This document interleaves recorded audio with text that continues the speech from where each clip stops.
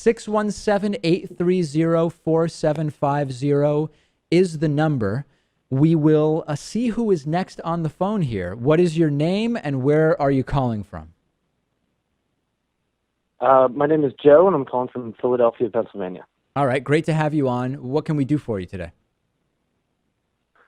So I've been thinking a lot throughout this Democratic primary. We saw such a large schism between, the kind of people who thought that we're kind of behind in implementing like social programs that the rest of the world's used very successfully to raise standard of living for people, and then those who believe in more of like an incremental change.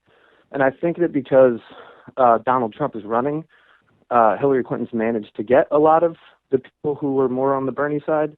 But my fear is that, maybe in the next 4 years, if we get a Republican who's a little less scary, that the Democratic Party won't be able to galvanize that kind of support. So my question to you was, what do you think that the Democratic Party could do to kind of reconcile some of this disconnect, or are we just looking at like a splintered left in the future?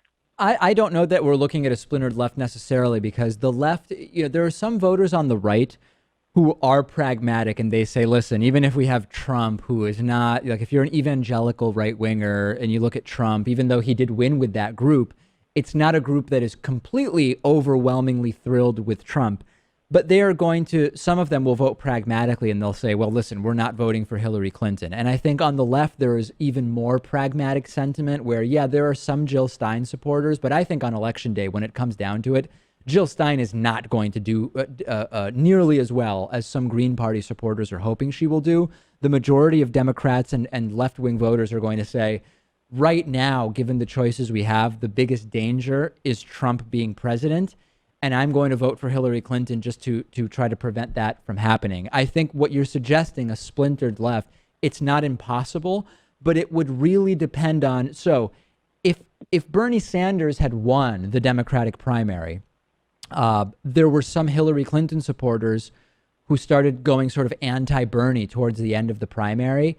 Most of them, no doubt, would have supported Bernie Sanders, but maybe that moderate, more center-left, center-right area of the political spectrum would vote for Hillary over Trump, but maybe they feel that Bernie is too far left for them. And only in a scenario where there is truly a further left-wing Democratic candidate do I think there's a risk of the Democratic Party fracturing in that way.